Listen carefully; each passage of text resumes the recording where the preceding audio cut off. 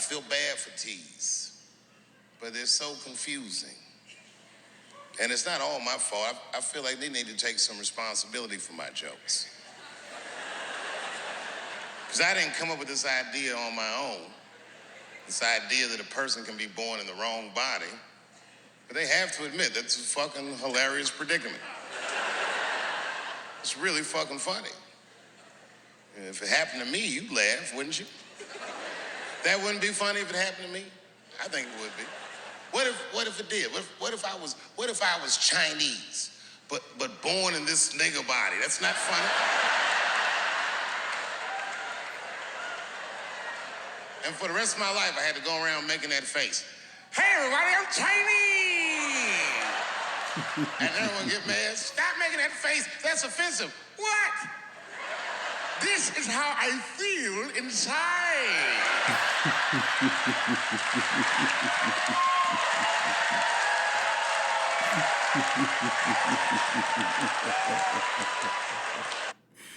All right, I want to thank you for checking out another podcast of We Ain't Scared Talk, where we ain't scared.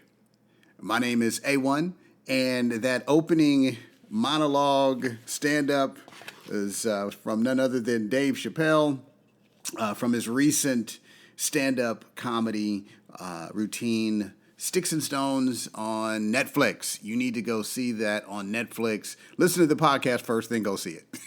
All right. It was a incredible podcast, stand-up show or special. I think it's his fourth one, and he's got another one coming. So anyway, let me just get some of the usual formalities out of the way. I appreciate everyone that supports the show. I'm very grateful for it. I don't take it lightly. Hit that subscribe button. Subscribe. I'll call you my We Ain't Scared warriors. So I appreciate it. And let us see. Oh, something that just kind of hit me. To those people that are out fighting and feeling like they are the only ones fighting a particular personal battle or maybe even a public battle, keep fighting. Okay, everybody has something internally or externally that they are fighting. And sometimes you just got to hear someone say, keep going. It's going to be all right. So also, thanks to everyone that has purchased their We Ain't Scared Talk mugs. I'm staring at this beautiful mug right now. It's so nice and black and strong and black. And it feels so good in your hands. What kind of mug do you need to handle your strong black coffee? If you like your coffee black and strong, you need to get it. All right. So let's go ahead and jump into today's topic. And I'm really, I was so looking forward to this. I'm really excited. You guys know me. I'm very transparent. There's some podcasts I do. I love them all. But then there are some that are just right, straight down the middle, just speaks to you. And I love comedy, okay? I love stand-up comedy. I have some experience in both, and I love the idea of the process. When you get an idea for a joke, or you get an idea for a sketch, or you get a good funny idea, just sort of massaging it and working it out so that it can get to a form where it's like, okay, this is hilarious. So the name of today's topic: why are black comedians expected to have boundaries? Why are black comedians expected to have boundaries? So as always, I like to let you know where the idea for the podcast came from, and I think you already know. Dave Chappelle, again, has a Netflix special called Sticks and Stones, and he released in August of 2019.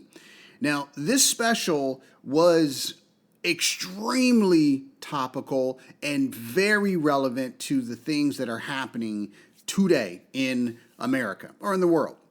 He talked about race. Look, if you haven't seen it, spoiler alert. Let me just qualify this whole podcast. Spoiler alert. If you want to go see it first and then come back, do it. But I'm going to spill the beans and share everything that I can. So anyway, he talked about race. He talked about social justice, racism, white people on heroin, poor white people on heroin, the LGBTQP community, and mass shootings being conducted by little white boys being raised by white parents. All right, now here's just a quick sidebar that I also have to interject.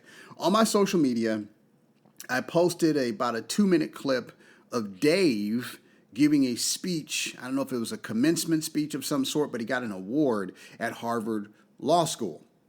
And he quoted James Baldwin or applauded James Baldwin because he appreciated how Baldwin was able to tell or talk about how it feels to be around white people. And I personally believe Dave is doing that same thing for this generation of Americans. It's not about feelings. It's about facts. That's the one thing that I always stress in every single one of my interactions, all of my discourse is, what are the facts? Okay? Because 9 times out of 10, if you focus on the facts, the truth will usually reveal itself. And that is the whole purpose of comedy, is it takes those facts, good, different, other or otherwise, and you roll that into a comedic pill, and it makes it easier to digest the uncomfortable truth, which is why comedy and humor is one of the most popular forms of entertainment, aside from porn. I think porn is number one, but we won't go there right now. So, the viewers gave this special a 99% positive rating, okay, on Rotten Tomatoes. Now, the critics on Rotten Tomatoes gave it a 33%. I'd call that disapproval. So in other words, they were trying to get people not to watch it. And after seeing it, because I know how non-black people in America think, I know why. As usual, as you all know who've seen it, Dave pulled no punches by immediately addressing white fragility and the white response to depression or having a difficult life. My mocha chocolate cafe, large extra grande. The machine was broke today. I don't know what I'm going to do with my life. That kind of BS. Okay, he also talked about, and that's tied to Anthony Bourdain, who killed himself in a luxury suite in France because he was struggling with something. And I'm not making light of depression. But look, if anybody deserves to have a permanent psychosis of depression, it is black people, based on the horrible conditions that we as black people have suffered in America. Everybody else, get in line, go on vacation. You have no right to depression. Some people hear that, well, I have a, no, you don't. What you have is what I like to call minor inconveniences. Black people got problems. Non-black, after 400 years of slavery and oppression, black people are the only ones on the planet that have real world problems. Everybody else, just minor inconveniences. That's all that shit is. So get over it, dry your white fragile tears, and put your big girl panties on and keep it moving, partner. So, to continue, humor, or as Dave put it, and how he positioned another topic, was about his friend, his high school friend, who got married in law school, and Dave tried to talk him out of it. It's like, man, save that bitch for later. Hilarious, right? As the story goes, it ended in divorce, and he was a 45-year-old man working at Foot Locker. So, and even under those circumstances, as Dave was painting this picture, this black man who was living with his mama for the last 10 years, mind you, he's 45, never thought about killing himself. That right there, in and of itself. Black people have been through suffering. We will go through humiliation. We have learned how to be humble. We have been forced into a position of weakness against our will as the world treats us and views us. But in spite of all of that, we still get up, we still stand up, and we still fight regardless. Okay, that is strength.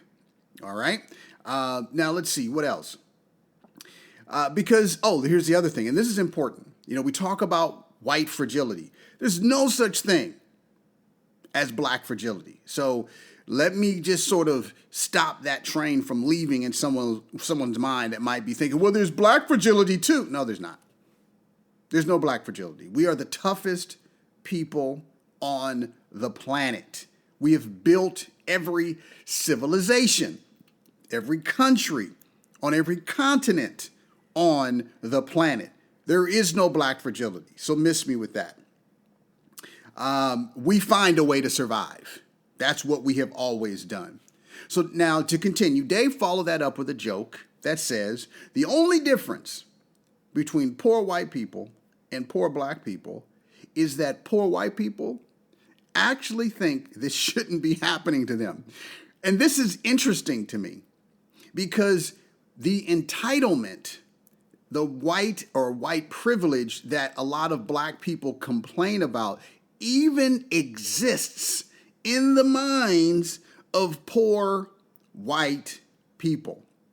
And to add another layer to that, entitlement or privilege doesn't mean that you somehow have access to money or access to resources, or you're somehow given, or you move to the front of the line instantly as a white person. What it does mean is that by the sheer color of your skin, your non-black skin, you receive instant credibility no matter where you go. That is the root of white privilege. You have instant credibility. Doesn't mean you came from a rich background. Your great-great-great-granddaddy was a Rockefeller. It means the mere fact when you enter a room, you don't have to prove yourself.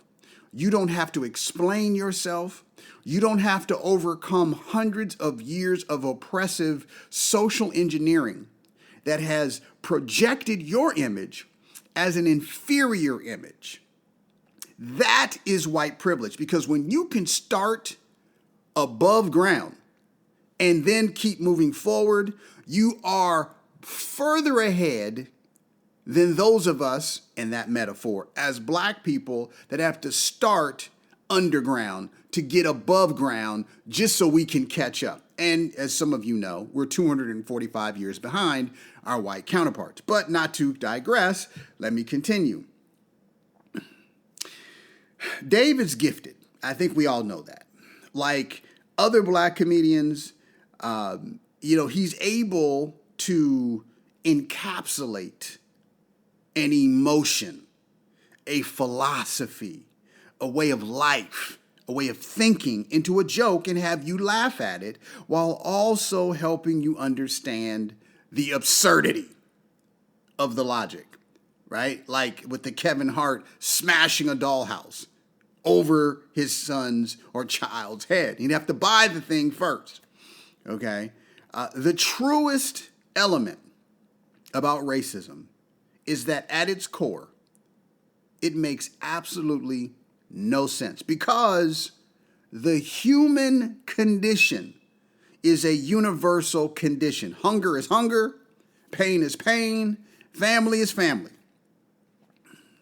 But certain families, I'll say white families, are perceived as more deserving than others of basic human rights to life, liberty, and the pursuit of happiness. Now, let me just put a thumbtack in that for just a moment, because I put a note here, and I really honestly wasn't sure where I should interject it, but I'm just going to just go with it. And literally what I wrote is, black people are not white people's pet or pets. And I guess I could add to that black people are not anyone's pet, whether you're black or not. But specifically, I think what I was trying to drive home is that because of slavery, I really do believe that white America in particular believes, because of the ownership component of slavery, that somehow black people belong to them. I really do believe that. Like somehow it's like a pet. When it gets out of line or when it misbehaves, somehow you have to handle it in a very aggressive, brutal manner to teach it you can't do that. Even though you, white person, in this analogy, are behaving in the same manner. So it's the whole do as I say, not as I do debate. No. Black people don't need white people to monitor. We don't need babysitters. We don't need coaches. We don't need you to tell us good job on this and bad job on that. We don't need your approval. Black people don't need white people's approval, period. And I think, unfortunately, because, again, of slavery, there is this underbelly, this undercurrent of if you don't have a white person's approval, somehow whatever you're doing or saying is not good or relevant. Fuck that. We are the smartest. We are the original.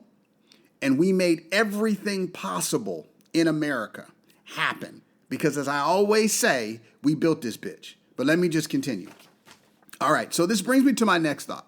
How come white comedians can be as extreme as they want and nobody questions them at all? I'll give you some examples. George Carlin. We can go back to Lenny Bruce, Sam Kinison, Roseanne Barr, Joan Rivers, and the formidable Andrew Dice Clay. Okay, he to me was like a mobster comedian. I think he's from New Jersey. But anyway, there's an obvious double standard about white comedians behaving badly and them calling out white America on its bullshit. And then a black comedian doing the same exact thing. Now, I'm certain, again, as I said earlier, that this has some roots in slavery because white folks have never liked black folks telling them that they are full of shit in any capacity. Well, too bad. White America, on a lot of levels, is full of shit. And they need to be called on it. You're going to call black people on all of our missteps? Well, we're going to turn the tables and we're going to call you on all of yours. That, again, 400 years of slavery and oppression and refusing to pay reparations, while that same white America paid reparations to other oppressed groups without batting an eye, without lengthy congressional hearings that drug on for over 300 years. Again, America is full of shit. You know, like that stank shit, that diarrhea shit that runs down your leg and drips on the floor and just lingers. That's America's bullshit. Comedians are the voice of reason in an unreasonable society. People want to live in a world where they think we're all equal. But deep down inside, they know we really aren't. Non-black people know that they really and truly don't want to see black people get ahead. That's the ugly truth. That's the voice inside of them that they try to suppress. They really don't want to see black people get ahead because that means we will be seen in white spaces more. Okay, and those white people in those white spaces will potentially be viewed as less successful if there are more black faces in the room. Okay, and God forbid, okay, those same white people may need those black people in those white spaces for help. And dare I say, have to humble themselves and ask for help. The world loves seeing black people begging. But as soon as non-black people have to beg, as I alluded to earlier, then somehow it's so inhumane. Fuck out of here. The days and times of mass lies are over. There's no more coddling. There's no more justification. There's no more double standards. We're just going to call it what it is. Again, I support Chappelle. And my only regret is that I could not have said what he was saying as a comedy writer or as a stand-up. And keep in mind, as a writer, as a comedy writer, there is nothing that is off limits in terms of subject matter. It would be disingenuous to look at a topic and say, no, can't go there. Can't joke about that. Because then you have to ask yourself the question, well, why not? And whatever that answer is, it would be counterintuitive to what comedy is. Laughing at our pain, that's how you get through it, by laughing at it. It's healing. And hopefully, which is the idea, the change needed in those hateful attitudes will also take place. And let's not forget, black pain has been normalized, and our suffering and people laughing at it, black or non-black, has also been normalized. So much so that when other groups like the Asian community and the LGBTQP community become the targets of those jokes, then their thin-skinned entitlement starts to show.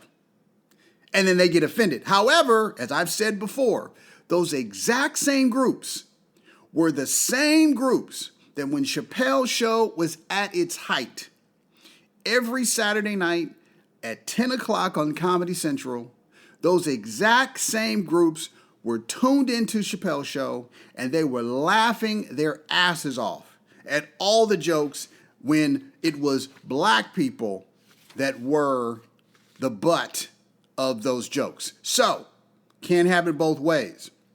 So I'm glad that Dave went deep on his jokes about them. Nobody, and I mean nobody or group, is above being made fun of because we all share the same human condition.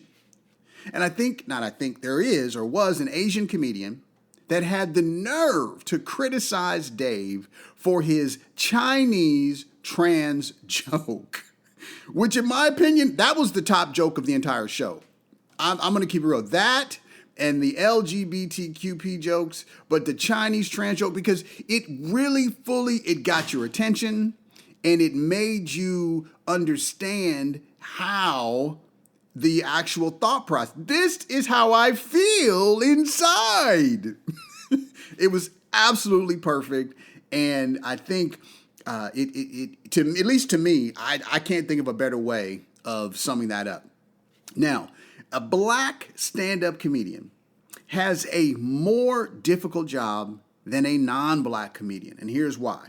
Because as soon as he or she steps on that stage, he or she has to work through hundreds of years of social engineering that he or she is going to be perceived as not intelligent, not sophisticated, and that the jokes are going to somehow always delve into buffoonery at the expense of black people. And honestly, I don't have a problem with that because stereotypes exist in all groups. But when the jokes are smart and turn the same condescending tone or hateful rhetoric on the non-black communities that spewed, as he put it, just say no, right? About the heroin epidemic. How come white folks on heroin can't just say no? Okay. Then the hurt feelings and white tears flood the internet and the airwaves. It's no secret. Dave is fearless. He's always been fearless. And I personally believe, obviously, he always will be because that's who he is. Just like his predecessors, Richard Pryor, Eddie Murphy, Chris Rock, and they weren't his predecessors, but his current peers, Chris Rock, D.L. Hughley, Wanda Sykes, and then of course going way back, Red Fox. Comedians are like mirrors to society and how it currently operates. So if you're upset with anything, be mad at society and how it has allowed the chaos to run rampant. All Dave is doing is trying to make sense out of all of it. And the truth is, nobody can make sense of the idiocy because it ain't supposed to be this way. So if you can't make sense of it, you might as well make fun of it. Now, on that note, again, I encourage you to go to Netflix, watch Sticks and Stones. Oh, you know what? This just hit me. Chelsea Handler, who is a major ally for Black people, she has a show too called Hello White Privilege. You watch Sticks and Stones, then watch Hello White Privilege. That's good. So anyway, I've seen Sticks and Stones about 12 times, and every time I hear something and see something that's even better than when I saw it before. And I'm extremely, again, impressed with the content, and I'm also excited to see what else he has in store. And I'm inspired. You know, when I see smart comedy and I see smart Black men and women doing excellent things, it inspires me to do excellent things. So here's a shameless plug for my own project coming up. So Kinfolk, October 4th. Kinfolk, it is a Black family comedy. And as I've stated online, this ain't the Cosbys. This ain't that.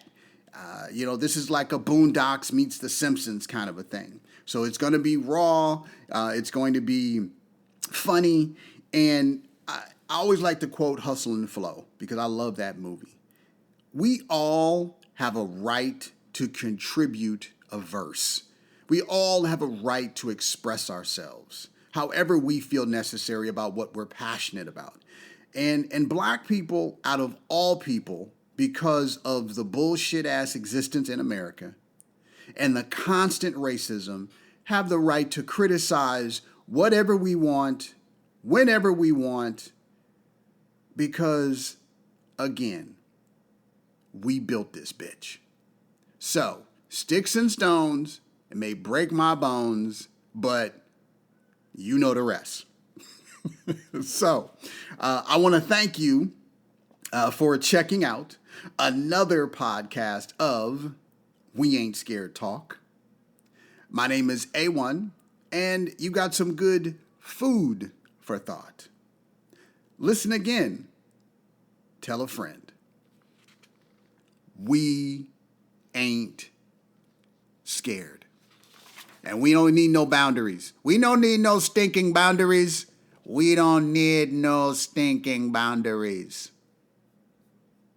Thank you, and enjoy your day.